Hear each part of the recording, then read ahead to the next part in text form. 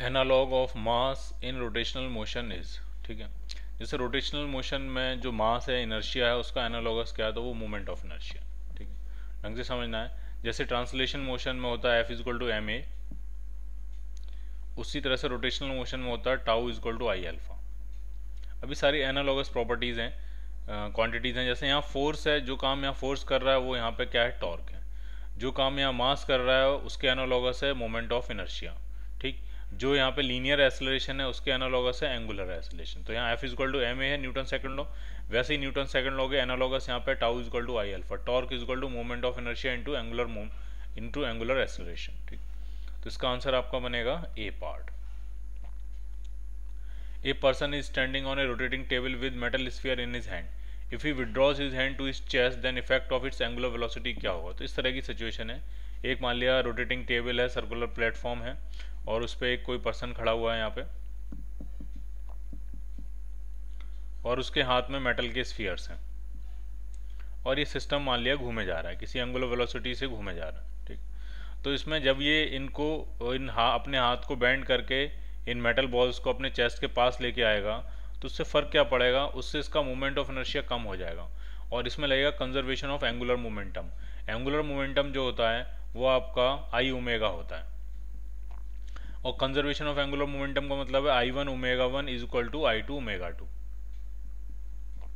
आई और ओमेगा का प्रोडक्ट जो है वो कांस्टेंट रहेगा।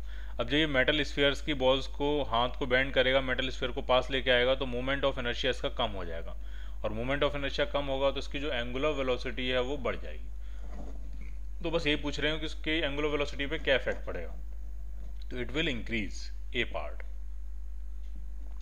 इसका उल्टा ही पूछ सकते थे कि पहले से जो स्फीयर्स हैं वो चेस्ट के पास हैं, और फिर उसने क्या किया है, हाथ को स्ट्रेट कर दिया, तो स्फीयर्स को दूर लेके गए, तो एंगुलर वेलोसिटी पे क्या फर्क पड़ेगा। तो इस केस में मोमेंट ऑफ इनर्शिया आपका बढ़ जाता, तो एंगुलर वेलोसिटी क्या हो जाती, कम हो जाती। मास का डिस्ट्रीब्यूशन जितना एक्सिस ऑफ रोटेशन के पास होगा उतना मोमेंट ऑफ इनर्शिया कम होगा। मास का डिस्ट्रीब्यूशन जितना एक्सिस ऑफ रोटेशन से दूर होगा उतना मोमेंट ऑफ इनर्शिया ज़्यादा होगा। जब मास एक्सिस ऑफ रोटेशन के पास आ रहा होगा तो मोमेंट ऑफ इनर्शिया कम हो रहा होगा, जब मास एक्सिस ऑफ रोटेशन से दूर जा रहा होगा तो मोमेंट ऑफ इनर्शिया बढ़ रहा होगा। The moment of inertia of a body depends upon, किस किस चीज़ पे बात डिपेंड करता है, तो मास पे डिपेंड करता है, बिल्कुल डिपेंड करता है, ठीक है। और एक्सिस ऑफ रोटेशन कहाँ है बॉडी की, उस पर भी डिपेंड करता है। बॉडी का शेप और साइज कैसा है, इस बात पे भी डिपेंड करता है, सारी चीज़ों पे डिपेंड करता है, ठीक है। तो इसका आंसर क्या बनेगा, all of these, D part. Two masses each of mass capital M are attached to the end of a rigid massless rod of length L। Moment of inertia पूछ रहे हैं सेंटर ऑफ मास से pass होने वाली axis की और इस length के परपेंडिकुलर। तो इस तरह का सेटअप है कि मान लिया एक रॉड है और उसमें यहाँ पे दो मासेज हैं, एक मास यहाँ है और एक मास यहाँ, इक्वल मासेज हैं। तो इसका centre of mass exactly mid में होगा। तो एक एक्सिस है जो कि सेंटर ऑफ मास से पास कर रही है और इस रॉड के परपेंडिकुलर है। इस एक्सिस के अबाउट मोमेंट ऑफ इनर्शिया पूछ रहे हैं, ठीक। तो पहली बात तो ये कि ये जो मासेज हैं ये आपको पॉइंट मास मान के चलना है। ये कैपिटल एम का पॉइंट मास, ये कैपिटल एम का पॉइंट मास, और ये डिस्टेंस हो जाएगी L/2 यहाँ से, और ये डिस्टेंस हो जाएगी L/2 यहाँ से। तो इसके बाद जो मोमेंट ऑफ इनर्शिया होगा वो mr² का फॉर्मूला लगेगा। तो एक मास के लिए वो कितना बनेगा, mr² यानी m × L/2 का स्क्वायर, और दूसरे मास के लिए भी उतना ही बनेगा m × L/2 का स्क्वायर। तो ये हो जाएगा ml²/4, ये भी ml²/4, तो ये कितना आ जाएगा ml²/2। So the answer will be B part.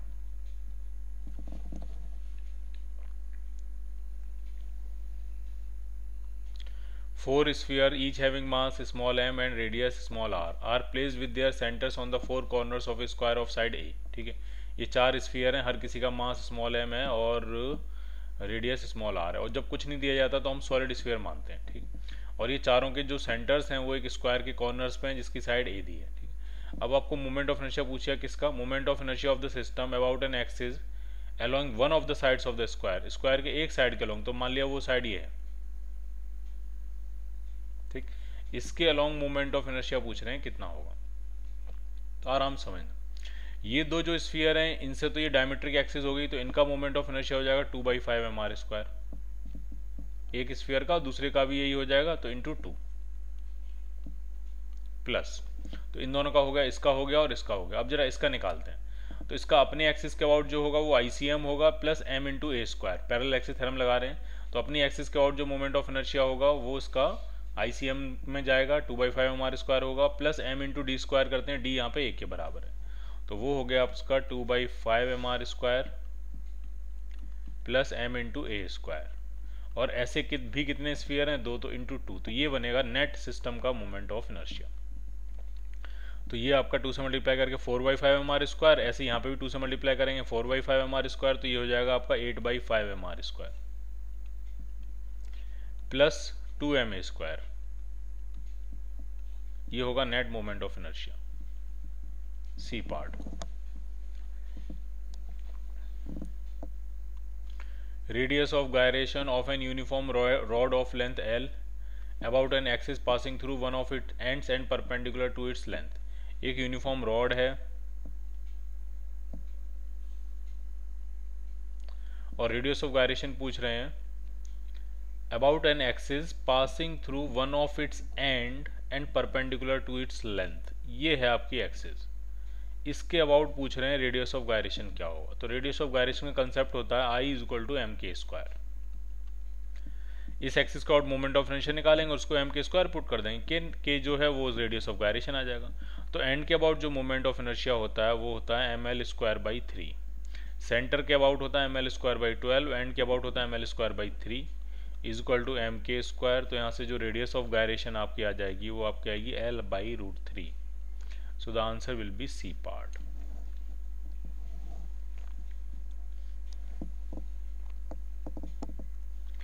Moment of inertia of a thin rod of mass m and length L about an axis passing through its center is ml²/12। पता है हमको centre के about जो axis हो, centre के about moment of inertia जो होता है रॉड का वो ml²/12 होता है। Its moment of inertia about an axis parallel axis at A distance L/4 from this axis. निकाल लेते हैं, पैरेलल एक्सिस थ्योरम लगानी है आपको। तो ये आपकी रॉड है और सेंट्रल एक्सिस के अबाउट जो मोमेंट ऑफ इनर्शिया है वो आप जान ही रहे हो, उसका नाम ICM हो जाएगा क्योंकि सेंटर ऑफ मास से पास कर रही है। वो कितना है, तो वो है ml²/12। और दूसरी जो एक्सिस है वो उसी के पैरेलल है बट उसकी डिस्टेंस L/4 है। तो इसके अबाउट मोमेंट ऑफ इनर्शिया कितना होगा I। तो पैरेलल एक्सिस थ्योरम कहती है I = ICM plus md²। ICM है आपका ml²/12 प्लस परपेंडिकुलर डिस्टेंस हुई L/4 का स्क्वायर, ml²/12 प्लस ml²/16। ठीक, तो LCM जो आपका आ जाएगा वो 48 आ जाएगा और ऊपर आपका आएगा 7 ml²। So the answer will B D part.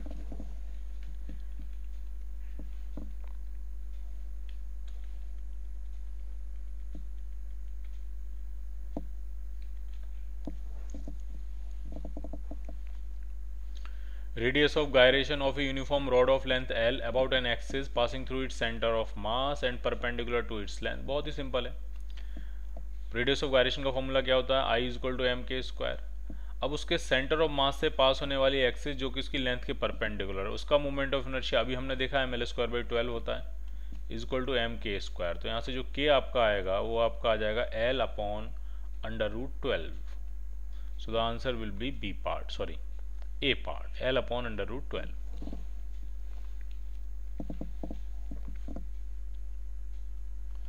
Three identical rods, each of length L and mass m, are welded perpendicular to one another as shown in a figure। ठीक है, 3 perpendicular rods ऐसी तरह से welding करी है, एक x के long, एक y के लॉन्ग और एक z के long. The assembly is rotated about an axis that passes through the end of one rod and is parallel to other।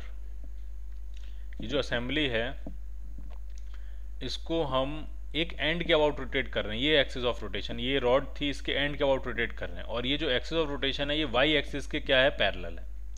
अब इसके अबाउट मोमेंट ऑफ इनर्शिया हमें निकालना है। ठीक है, इसके आउट हमें क्या निकालना है, मोमेंट ऑफ इनर्शिया निकालना है। तो हम तीनों रॉड का निकालेंगे इसी एक्सिस के आउट और ऐड कर देंगे।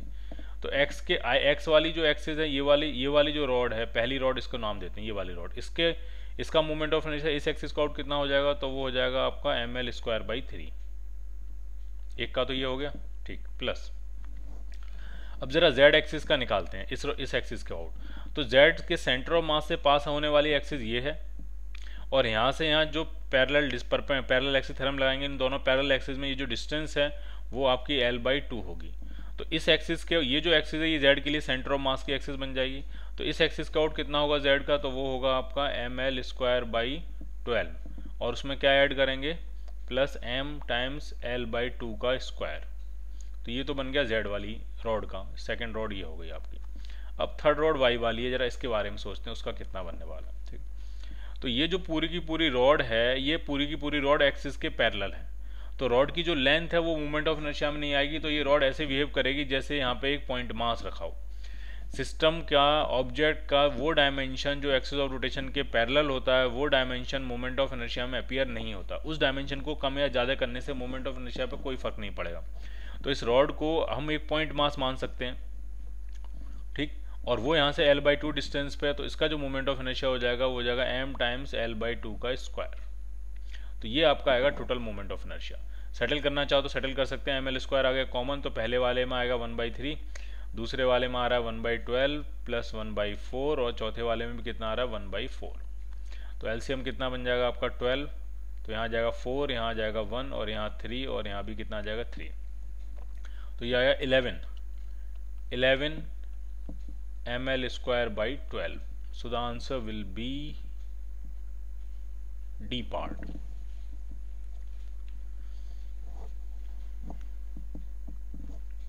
Three identical thin rods, each of mass m and length l, are joined to form an equilateral triangular frame. तीन आइडेंटिकल रॉड हैं और उनको ज्वाइन करके एक इक्विलेटरल ट्रायंगुलर फ्रेम हम बना रहे हैं। तीनों का मास m है, लेंथ l है, मास m लेंथ l तीनों के लिए सेम है। अब मोमेंट ऑफ इनर्शिया निकालना। The moment of inertia of the frame about an axis parallel to its one side and passing through the opposite vertex. ठीक, situation ये है कि ये जो एक्सिस है ये कुछ इस तरह की एक्सिस होगी, एक साइड के पैरेलल और दूसरे अपोजिट वर्टेक्स से पास करने वाले। ये है एक्सिस। इस एक्सिस के अबाउट आपको मोमेंट ऑफ इनर्शिया फाइंड करना है, कितना होगा। क्लियर? ठीक, तो सबसे पहले जो बॉटम में रॉड है इसके बारे में बात करते हैं। इसकी जो लेंथ है वो इस एक्सिस के पैरेलल है। तो अभी हमने बात करी जो डायमेंशन एक्सिस के पैरेलल होती है वो मोमेंट ऑफ इनर्शिया में अपीयर नहीं होती।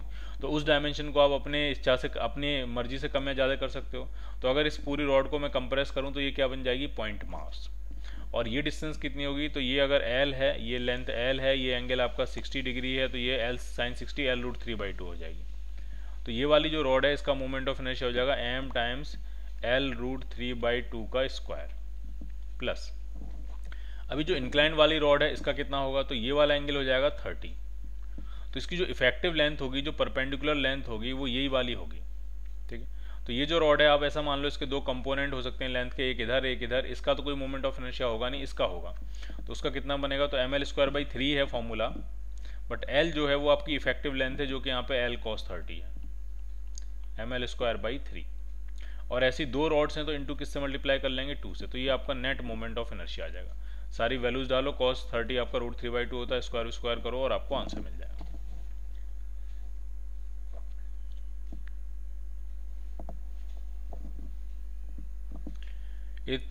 A uniform thin bar of mass 6m and length 12l is bent to form a regular hexagon। एक रेगुलर हेक्सागन बनाया गया, इस तरह का एक रेगुलर हेक्सागन बनाया है। इस तरह की सिचुएशन है।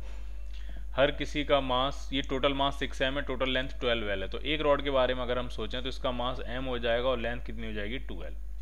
ठीक, और इसका आपको मोमेंट ऑफ इनर्शिया फाइंड करना है about an axis passing through it centre of mass and perpendicular to the plane. ये एक्सिस है आपकी। तो हम क्या करेंगे, हम एक रॉड का निकालेंगे इस एक्सिस के अबाउट और 6 से मल्टीप्लाई कर देंगे। ठीक, अब कैसे निकालेंगे, तो रॉड का इस एक्सिस के अबाउट कितना होता है, ये जो उसके सेंटर से जाएगी उसके प्लेन के परपेंडिकुलर, तो वो होती है ml²/12।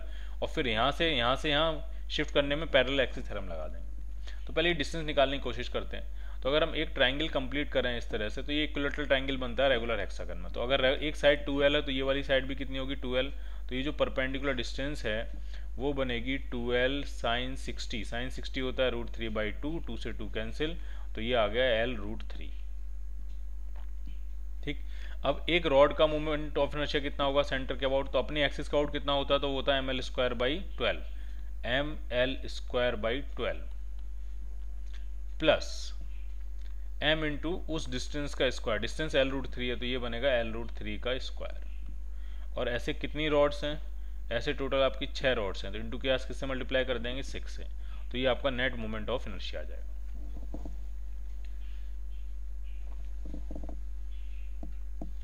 A rod of mass capital M and length capital L is bent in a form of an equilateral triangle as shown in a figure। ठीक है, इक्विलेटरल ट्रायंगल बना लिया है और एक ही रॉड से बना है, तो अगर हम एक हिस्से की बात करें तो इसका मास हो जाएगा m/3 और लेंथ भी हो जाएगी इसकी L/3, मास m/3 और लेंथ क्या हो जाएगी L/3। ठीक, अब इसमें पूछ रहे हैं, इसमें मोमेंट ऑफ इनर्शिया पूछ रहे हैं of this triangle about a vertical axis perpendicular to the plane of the triangle and passing through the centre. इसके सेंटर से पास होने वाली एक्सिस है जो कि इसके प्लेन के परपेंडिकुलर है, तो इसमें वही करेंगे, हम एक रॉड का निकालेंगे और 3 से मल्टीप्लाई कर देंगे। तो इस एक्सिस का आउट कितना होगा, ये सेंटर ऑफ मास वाली एक्सिस होगी, उसके आउट कितना होगा, तो वो फॉर्मूला ml²/12 है और यहाँ से ये डिस्टेंस आपको चाहिए होगी। तो ढंग से समझना, अगर इसकी लेंथ L/3 है तो ये जो परपेंडिकुलर डिस्टेंस होगी वो हो जाएगी L/3 sin 60, sin 60 होता है √3/2।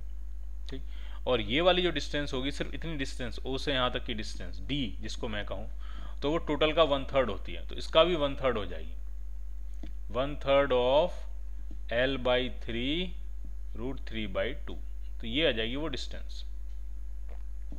क्लियर? ठीक है, तो अब मोमेंट ऑफ इनर्शिया लिखना है तो लिखते हैं, तो एक रॉड का क्या होगा सेंटर ऑफ मास के अबाउट, तो वो होगा ml²/12, m है m/3, l है l/3, ml²/12 plus m into distance d का स्क्वायर, d कितना है, तो एक √3 से एक यहाँ √3 आ जाएगा, तो ये आ जाएगा L/6 √3 का स्क्वायर। और ऐसी कितनी रॉड्स हैं, ऐसी रॉड्स हैं 3, तो इंटू किससे मल्टीप्लाई कर देंगे 3 से, तो ये आपके आ जाएगा टोटल सिस्टम का मोमेंट ऑफ इनर्शिया। सारा सॉल्व कर लेना, आपको आंसर मिल जाएगा।